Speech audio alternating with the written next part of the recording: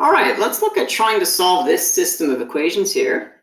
I've got GeoGebra 3D so we can visualize it first. So we've got an equation and it's going to be mapped here in R3XYZ. It maps as a plane. It graphs up here as a plane.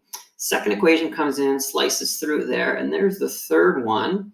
And if we just orient here, you can there see it a little better, all right? And we're saying to ourselves, do these three planes intersect? Do they have a point of intersection? And yes, they do. You can find this using the Gauss-Jordan Elimination method, all right? So let's have a look at that, all right? Gauss-Jordan Elimination is a system where you take the equations from their equation form and put them into a matrix, okay? So let's go find the point of intersection here. And first off, you load the coefficients for each equation into their respective spots. So let's take a look here at this very first one. Minus 3x minus 6y minus 3z equals 0. They just all land here. There's the coefficient for x, minus 6 for y, minus 3 for z, and then 0, okay, for the answer. And then you do the same thing with the other ones, all right? What we want to do now is make sure that our matrix can be reduced. It can be fully reduced. So we get it into a format known as reduced row echelon form. And we have a method for that. Okay, so start to draw the new matrix. Look how I'm going to just show you the technique, the approach for Gauss-Jordan before I actually do it, okay? So first going to try and get those two values in the matrix to go to 0, the pretty yellow ones. Then I'll move on to the y column, okay? And spots 3 and 4 are next, all right? And then after that, you go over to the z column. All those coefficients are z.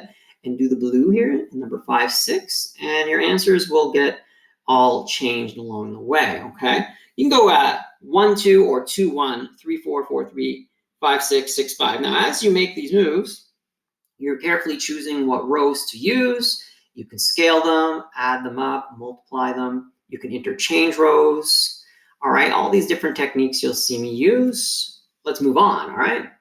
First thing I'm going to do, I noticed that my equations, one of them actually can be scaled down a bit here. So this very first equation has, you can divide by minus 3 out of everywhere and make that easier. It's one of the things I usually like to look for before I commit to a matrix.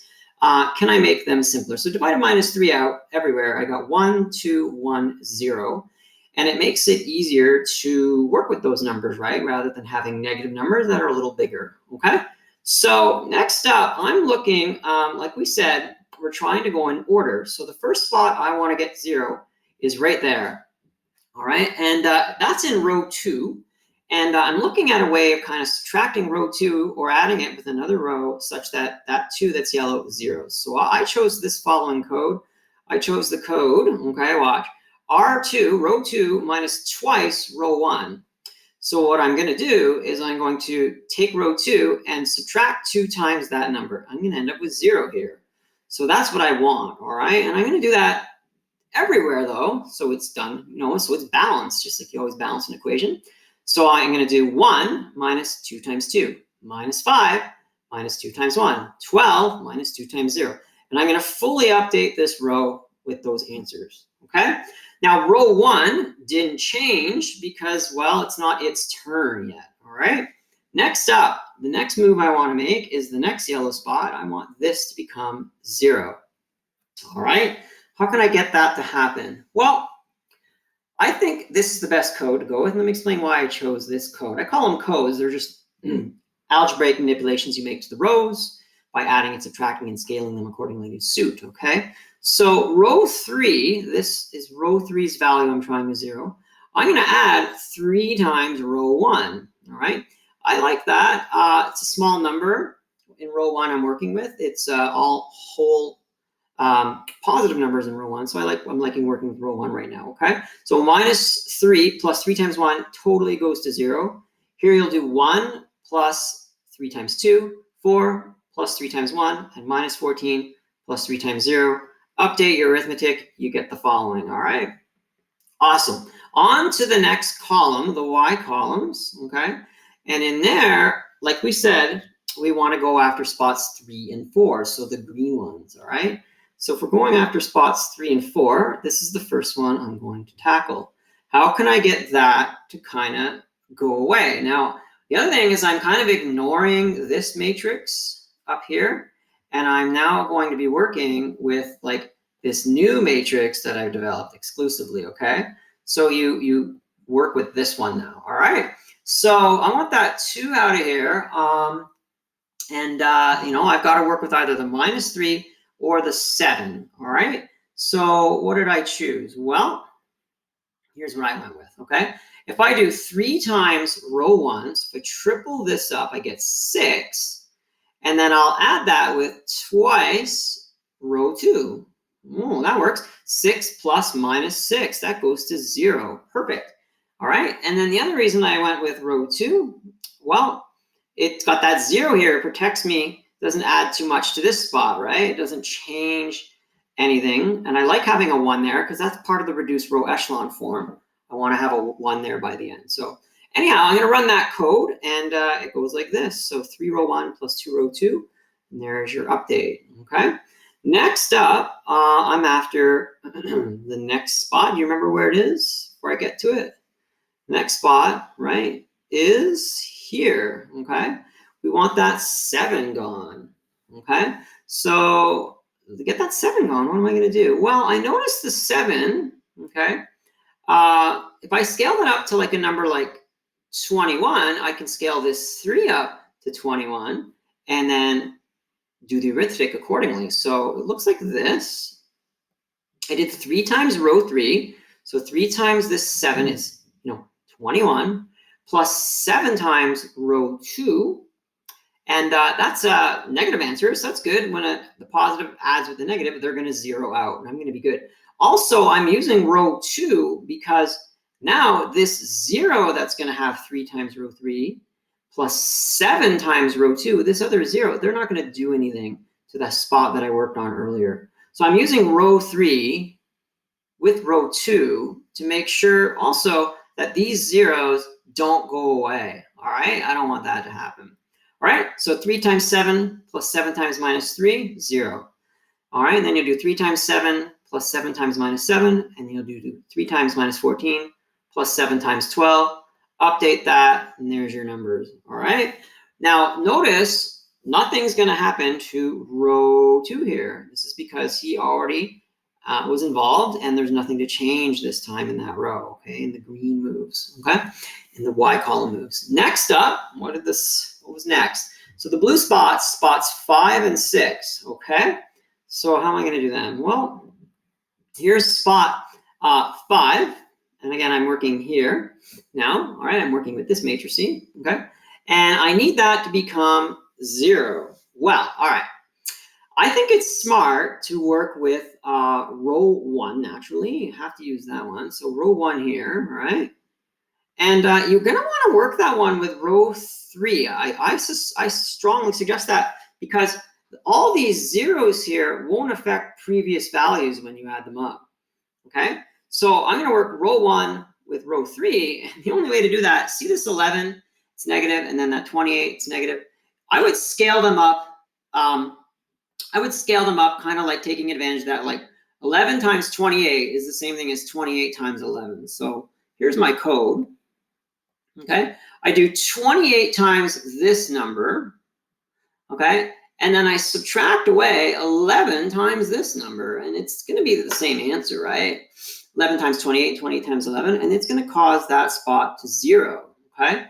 Then I'll do like 28 times 3, doesn't, it's very quick and easy to do, minus 11 times 0, and okay, good, I don't have to worry about the arithmetic. And then 28 times 0, minus 11 times 0, nothing. 28 times 24, minus 11 times 42. And you do get big numbers, and that's okay. That's okay. We can scale them away later, all right? All right, last spot to work on. All right, so, and after that, we just scale everything down in the final matrix. And all right, so the last spot we need to work on, okay, this one here. Okay, so that's 7. What do I notice? Well, the 28 feels very 7-like. Like a times 4 could work with that. Plus, you want to involve these zeros in that third row, so you're not hurting prior spots, right? When you add things to it, it just adds 0 to it. All right, so here's what I went with. All right, come on. There we go. Oops, there we go. 4 times row 2. There you go. So 4 times this is minus 28. Minus 28, we'll add it in row 3, and you're good to go. Okay? 4 times this minus this doesn't change anything. 4 times 3 here, you'll get 12 minus 0. 4 times 12, you get 48 minus 42. Update all that, okay? And yeah, not too worried, right? Okay, simple arithmetic. Last, this column doesn't change because there's nothing to change in that one, all right? You almost have it down to reduce row echelon form. If you just do the following, you're there, all right? Oh, it's a big one because this one has fractions, okay? So 84 x's equals 210 is the little equation we have here. Minus 12y equals 6, and minus 28z equals 42. But if you scale that row 1 by 84, you can reduce it down to its actual answer. And then you'll scale row 2 down by minus 12, and scale row 3 down by minus 28, and you end up with reduced row echelon form. And right out of the matrices, you can pick off your answer, okay? So x, y, z, there is a point of intersection, right? It's totally easily defined. Several steps, just a bunch of arithmetic at the end of the day, okay? You get x is 5 halves, y is minus a half, and z is minus 3 halves. Let's go have a look at that. All right, let's go have a look at that over here. So if I allow me to just undo these planes, and then I kind of deleted the answer, and here it is, it's back. Pre-deleted it before the video here started. So here's the first plane again, second plane, third plane. Let's zoom out. Let's actually go home. I'll twist it back, okay? Here comes the single point where these intersect. Where is it? Can you see it? Go. Oh, there it is in yellow right down there. Maybe you have a hard time seeing it, so we'll zoom in. It's right there. Okay, I'm just going to twist the axes. See it underneath? It's that point right there where all 3 planes meet. Now, they do meet. Some of these planes are meeting. A couple of these planes are meeting, like this kind of colored one here that's reddish. This green one are meeting here. The purple one's meeting the red one over here. But we're looking for one point where all 3 of them meet. And it's right there at A. All right. That's it. The other thing I can use is if I come over to Desmos. Desmos has what's known as kind of like a graphing calculator. That lets you set it to matrix mode. So there's the original matrices loaded in, okay? And all you need to do is type RREF, row reduced echelon form on A, and there you go. It will do it for you, right? So you can verify your answer there with technology, get the same answer. Another site that's great is the following, Matrix Reshish, sorry. And I've already preloaded the matrix, so you just kind of have to build it. You insert a 3x4 matrix. There's your coefficients. I say to show a detailed solution. Solve.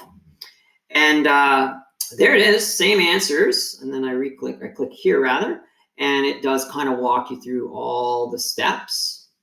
Okay, it's very detailed as mentioned in the configuration there. And there's your answer, okay? So very doable. Always requires, about 4 matrices to do. Because you're doing the x column, the y column, the z column, and then the scaling, and you arrive at your answer. Sometimes, though, you end up lucky and you get zeros in spots because of previous moves, and that's good. You don't have to do as many calculations. You get zeros where you need them, and you end up solving these a little sooner. All right, so there it is. There's one view, POI, right here. I think this one's my favorite. If you're looking for the GeoGebra file, you can access it right here. All the best.